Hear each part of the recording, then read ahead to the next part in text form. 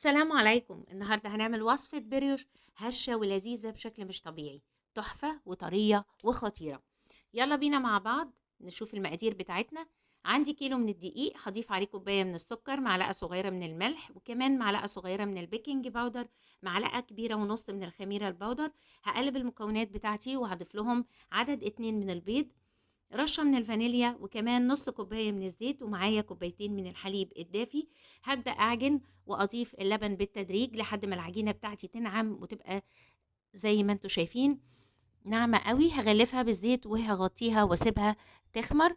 بعد كده هبدأ ألف العجينة بشكل اسطواني زي ما انتوا شايفين، وأطلع منها الهواء، وبعد كده أبرمها بالشكل اللي انتوا شايفينه ده. سهلة قوي. هسيبها تخمر، وبعد كده أدهن الوش بتاعي باللبن وأرشه بالسكر زي ما انتوا شايفين، وهدخلها على فرن على درجة حرارة 200 لمدة ربع ساعة.